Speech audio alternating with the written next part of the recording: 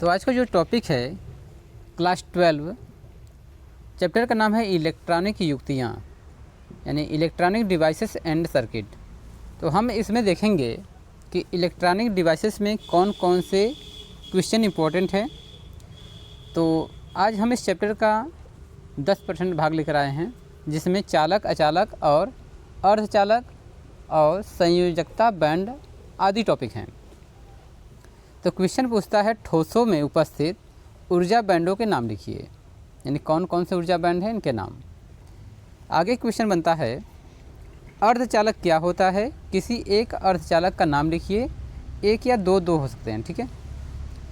आगे क्वेश्चन पूछता है ताप बढ़ाने पर अर्धचालक के प्रतिरोध पर क्या परिवर्तन होता है, स्पष्ट कीजिए। और आगे क्वेश्चन पूछ सकता है ऊर्जा बैंड के आधार पर चालक, अचालक और अर्धचालक में अंतर स्पष्ट कीजिए। और नेक्स्ट क्वेश्चन है विद्युत के चालक, अचालक तथा अर्धचालक से आप क्या समझते हैं, प्रत्येक के दो उदाहरण दीजिए। तो इस स्टार्टिंग के जो टॉपिक्स हैं इसमें से एक क्वेश्चन बन रहे हैं। इसका मतलब है कि इस टॉपिक में आपका लगभग 5 नंबर छिपा हुआ है। तो देखते हैं कि अर्धचालक इलेक्ट्रॉनिकी में आपको सर्किट भी पढ़ने पड़ेंगे, परिपथ पढ़ने पड़ेंगे और जो डिवाइसेस हैं उनके बारे में भी पढ़ने पड़ेंगे। तो इलेक्ट्रॉनिक्स यानी कि इलेक्ट्रॉनिकी में जो इलेक्ट्रॉनिक्स में पदार्थ, युक्तियाँ एवं परिपथ, ये 3 टॉपिक हैं। तो सबसे पहले देखिए चालक क्या है। चालक वे पदार्थ होते हैं जिनमें चालकता बहुत अधिक होती है और अचालकता बहुत कम होती है, चालक कहलाते हैं। सामान्य ताप पर देखा गया है कि चालकों में प्रति घन मीटर 10⁻28 मुक्त इलेक्ट्रॉन होते हैं। जब चालकों के भीतर विद्युत स्थापित किया जाता है तो इसमें धारा बहने लगती है और हमें करंट मिलता है।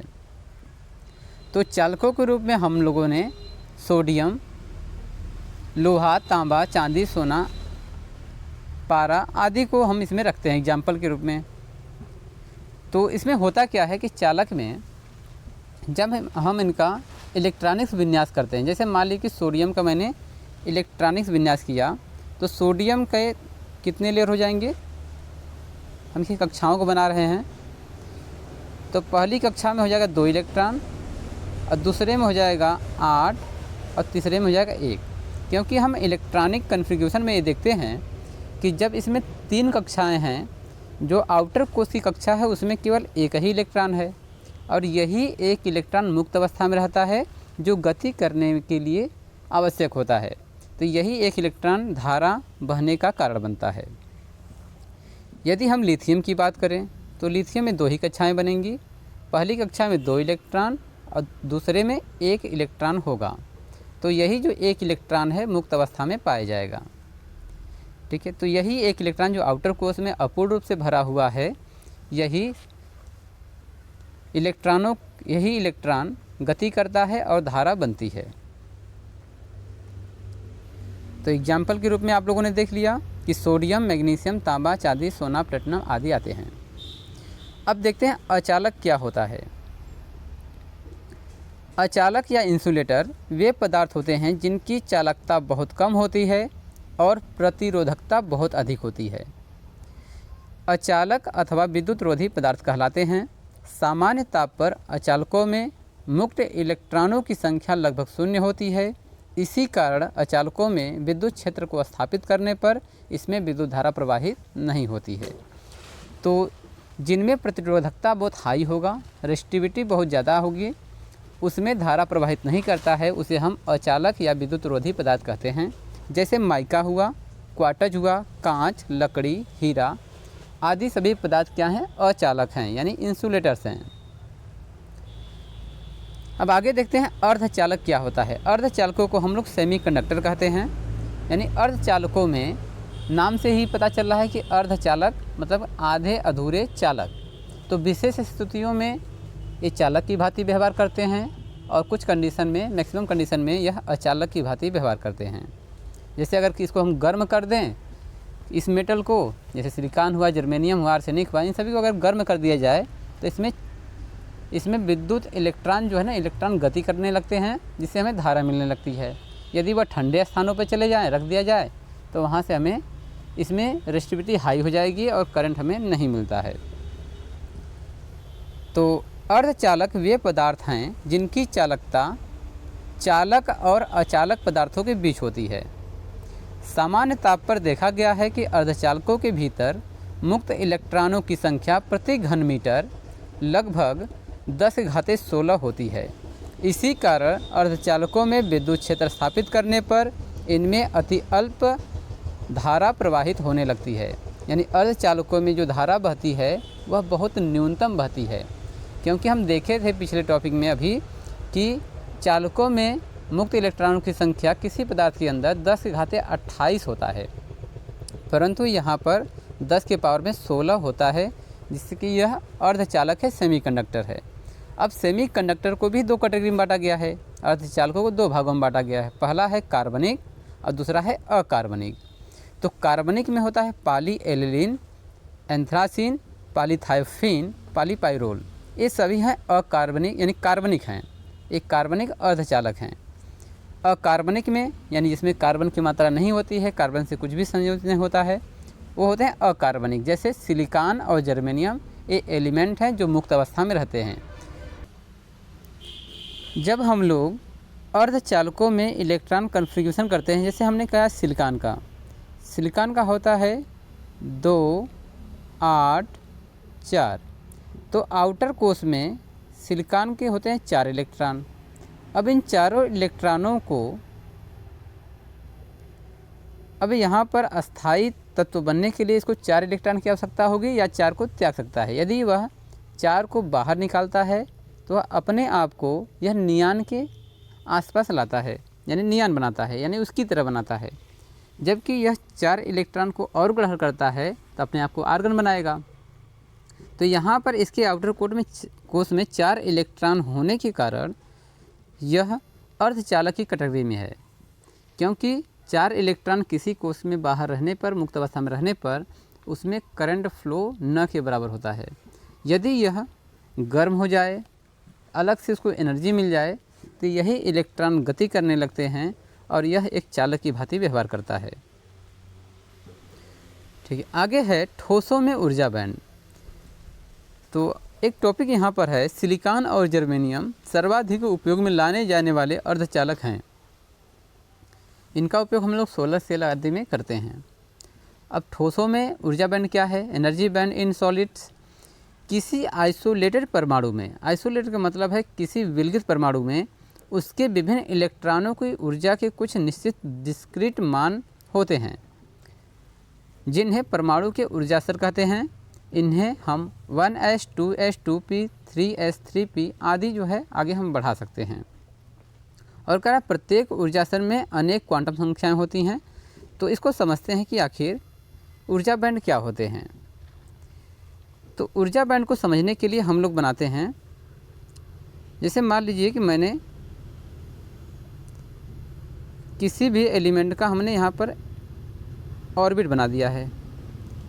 अब यहाँ पर हर एक ऑर्बिट में ऊर्जा बैंड अलग अलग होंगे। जैसे ये जो अंदर वाला ऑर्बिट है, इसमें ऊर्जा बैंड में कितने इलेक्ट्रॉन होंगे, इनकी ऊर्जा कितनी होगी, ये डिपेंड करता है पाउली के अपवर्जन नियम पर। पाउली ने ये कहा था कि किसी भी कक्षा में इलेक्ट्रॉनों को भरने के लिए 2n² के फॉर्म में होने चाहिए। यहाँ पे n क्या है? ऑर्बिट है। इसका मतलब ये है कि अगर हम n का मान 1 रखें तो अंदर वाले ऑर्बिट में, पहले वाले ऑर्बिट में कितने इलेक्ट्रॉन होंगे? तो होंगे 2। पाउली के अनुसार दूसरे कक्षक में अगर हम यहाँ 2 रखते हैं तो 4 दूनी की 8 हो जाएगा, दूसरे कोश में 8 इलेक्ट्रॉन। यानी कि जैसे हम नाभिक से, न्यूक्लियस से बाहर की तरफ आ रहे हैं, त्रिज्याएँ बढ़ रही हैं, कोषों की संख्या बड़ी हो रही है और उसमें इलेक्ट्रॉनों की संख्या भी बढ़ रही है। इलेक्ट्रॉन अगर ज़्यादा हैं तो ऊर्जा भी ज़्यादा होगी, इसीलिए अंदर से बाहर की तरफ आने पर ऊर्जा लेवल भी बढ़ता है। तो बाहर की तरफ 18, 18 से 32 ऐसे बढ़ते रहेंगे। तो यहाँ पर किसी भी विलगित परमाणु में इलेक्ट्रॉनों की ऊर्जा हर कक्षा में निश्चित होती है, जिन्हें हम परमाणु के ऊर्जा स्तर भी कहते हैं और इनका मान 1s 2s 2p 3s 3p dot dot dot ये जाएगा f ब्लॉक तक। तो इस प्रकार हम इसको निर्धारित करते हैं। अब देखते हैं कि पाउली का अपवर्जन नियम क्या था।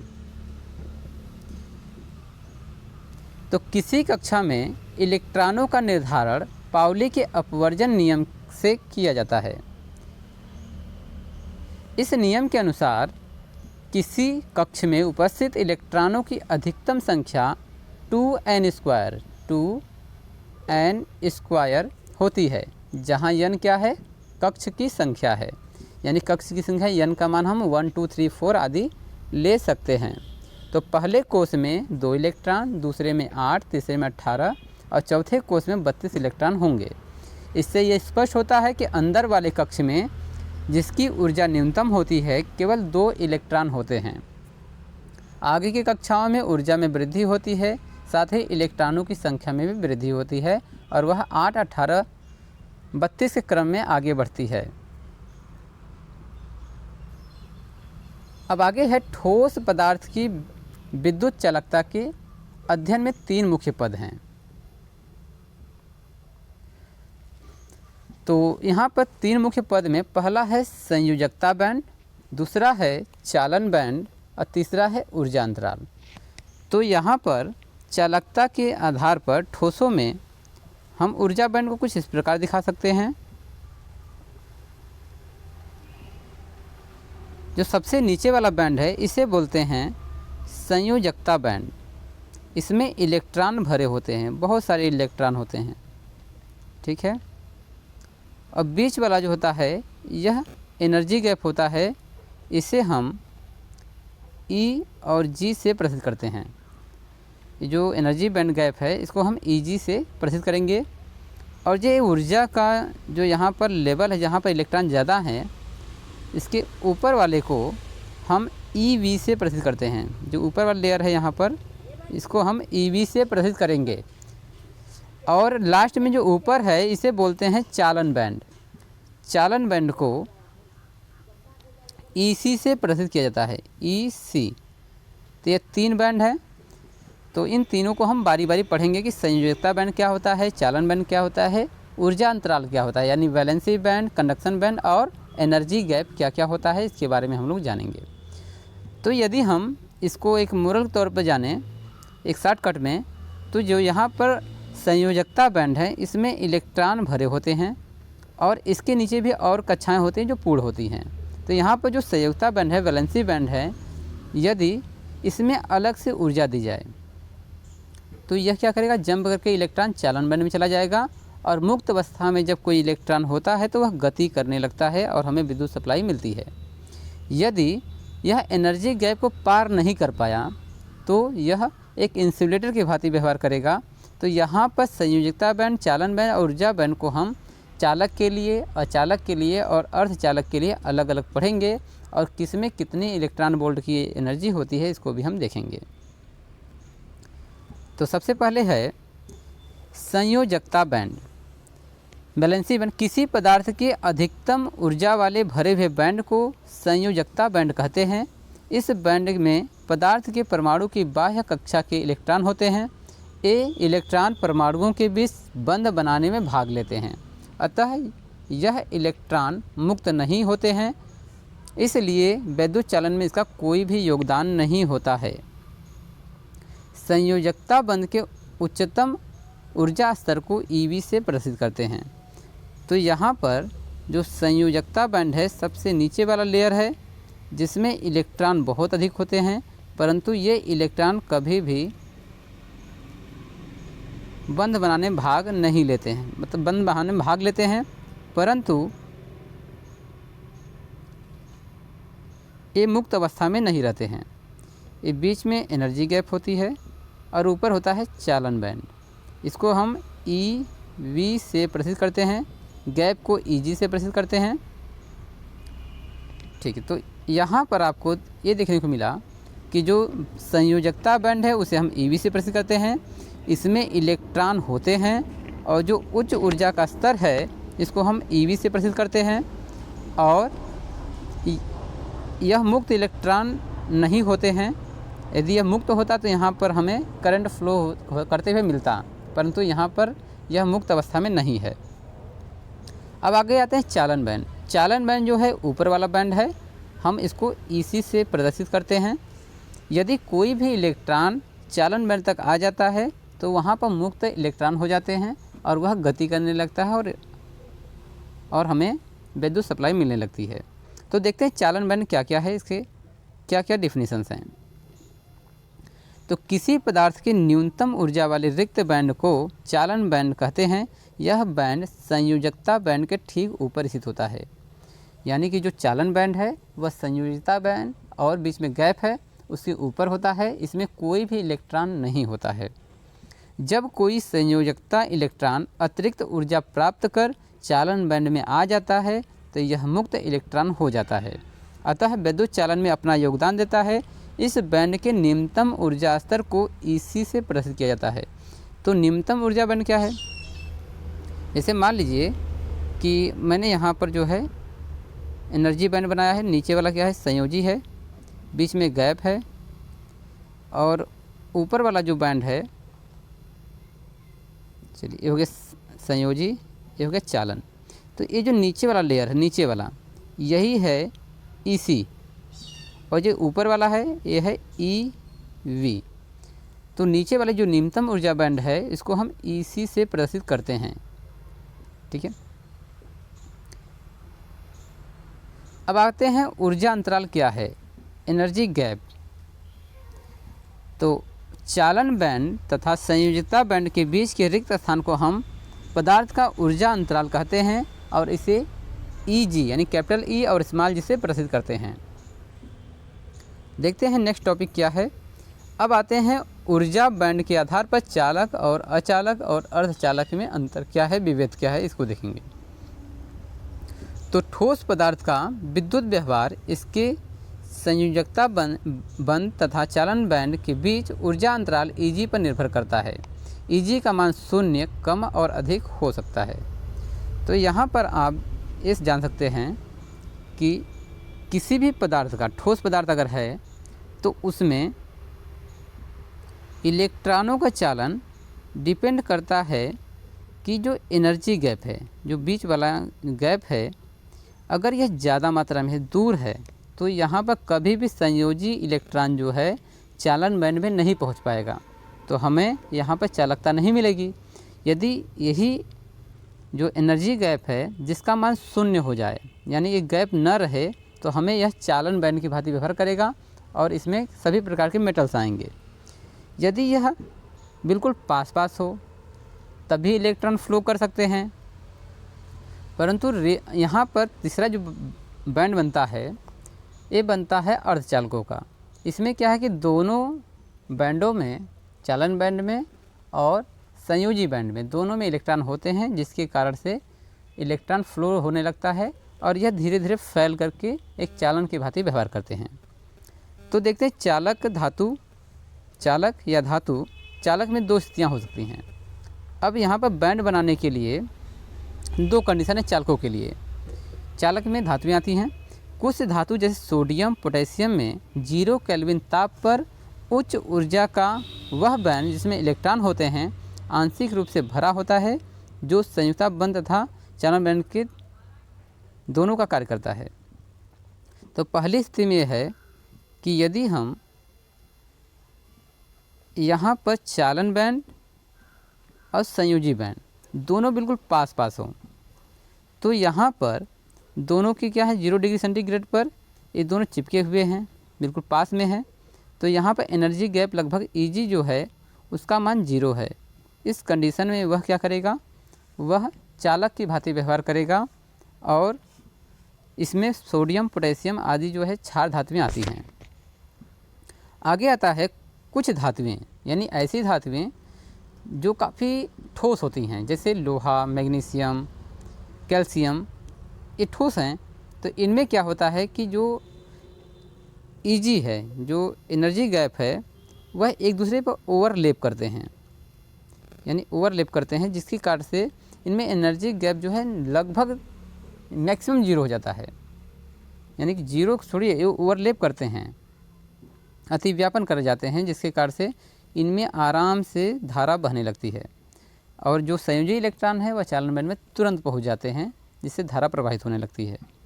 तो सेकंड स्थिति है, कुछ धातुएं जैसे मैग्नीशियम, कैल्शियम आदि में पूर्ण रूप से भरे संयुक्ता बैंड तथा पूर्ण रूप से रिक्त चालन बैंड का अतिव्यापन होता है। दोनों ही स्थितियों में स्पष्ट है कि धातु में उच्चतम भरे ऊर्जा स्तर तथा निम्नतम रिक्त ऊर्जा स्तर के बीच अंतराल, यानी जो अंतराल गैप है, Eg का मान 0 होता है। अतः धातु के भीतर विद्युत क्षेत्र स्थापित करने पर इलेक्ट्रॉन अति उच्च ऊर्जा को ग्रहण करके उच्चतम ऊर्जा स्तर में जा सकते हैं, क्योंकि इनकी ऊर्जा स्तर से ठीक ऊपर अनेक रिक्त ऊर्जा स्तर होते हैं। गतिमान इलेक्ट्रॉन विद्युत धारा का गठन करते हैं, अतः धातु की चालकता बहुत अधिक होती है। तो देखिए यहाँ पर जब हम चालन बैंड की बात करते हैं तो जैसे मैग्नीशियम हुआ, कैल्शियम हुआ, आप लोहे को भी ले सकते हैं। तो यहाँ पर जो इलेक्ट्रॉन है, अब इलेक्ट्रॉन किस में है, संयोजी बैंड में है। ये संयोजी बैंड नीचे वाला है, ये चालन बैंड है, ये रिक्त है, इसमें कोई इलेक्ट्रॉन नहीं होता है, इसमें इलेक्ट्रॉन भरे होते हैं। तो अब क्या होता है कि जो चालन बैंड है और संयोजी बैंड है, ये दोनों एक दूसरे पर अतिव्यापन के रूप में यानी कि ओवरलैपिंग करते हैं, यानी इनमें कोई भी रिक्त स्थान होता ही नहीं है। अब यहाँ खाली है, ठीक है, यानी कि होल्स के रूप में है, और यहाँ पे इलेक्ट्रॉन भरे हैं, तो यह इलेक्ट्रॉन आराम से चालन बैंड में जा सकते हैं, जिसके कारण से अति उच्च ऊर्जा मिलने पर यह इलेक्ट्रॉन बहुत तेज़ी से गति करते हैं और धारा हमें प्राप्त होने लगती है। चलिए दूसरा आता है, अचालक पदार्थ में एनर्जी बैंड कैसे काम करता है। तो अचालक पदार्थों में संयोजकता बैंड पूर्ण रूप से भरा होता है। तो अचालकों की हम बात कर रहे हैं, चलिए अचालक में आते हैं।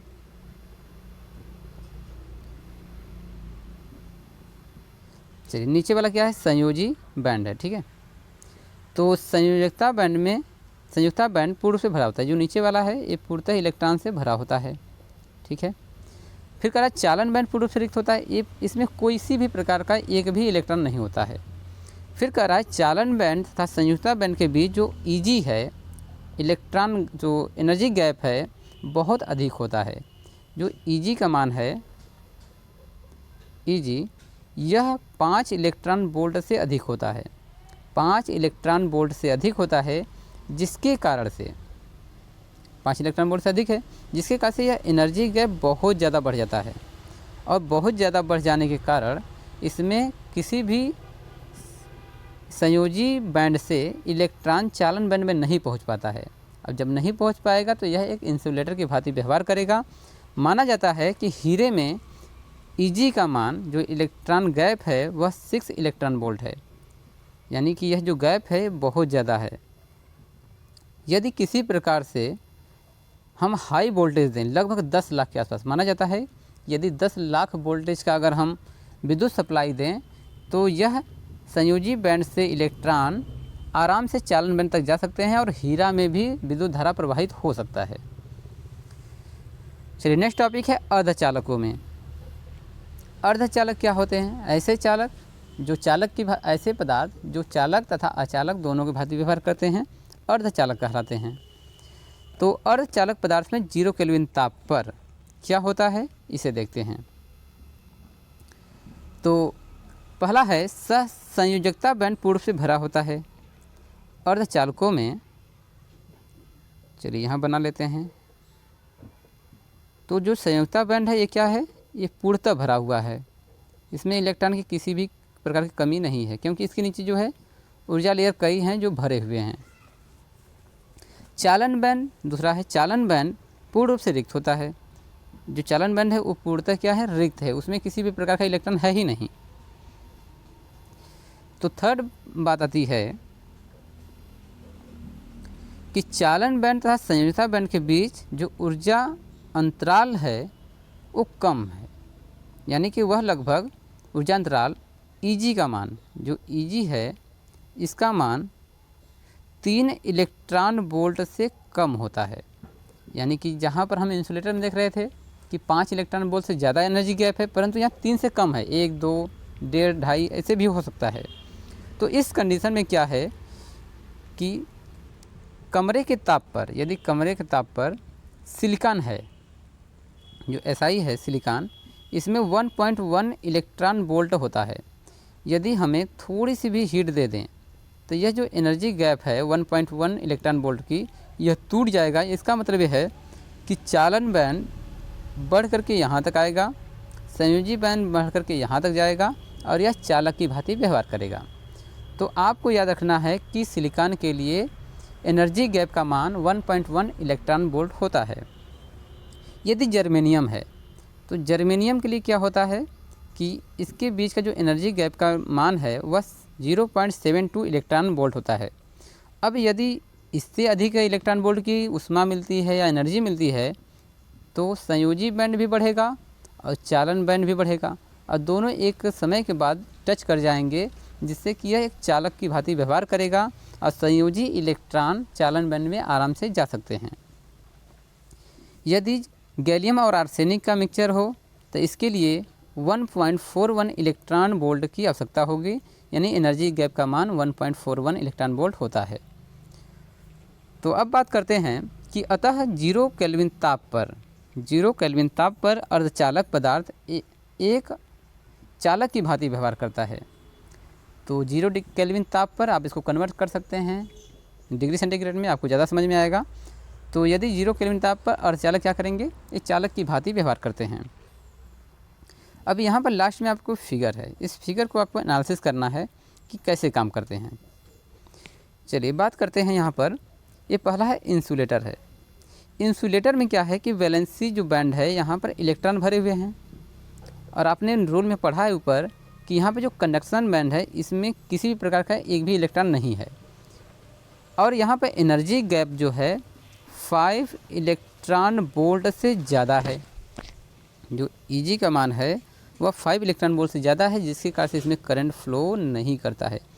अगर हमें करंट को फ्लो कराना है तो लगभग 10 लाख वोल्टेज के आसपास हमें 10⁶ इलेक्ट्रॉन वोल्ट के बराबर एनर्जी चाहिए, जिसके कारण से यह बैरियर जो है कंडक्शन बैंड और वैलेंसी बैंड एक दूसरे में चिपकेगा और यहाँ से हमें धारा प्रवाहित होगी। ये असंभव सा बात है। इसीलिए इस कैटेगरी में लकड़ी, हीरा, क्वार्टज, माइका आदि रखे जाते हैं। आगे आता है सेमीकंडक्टर्स।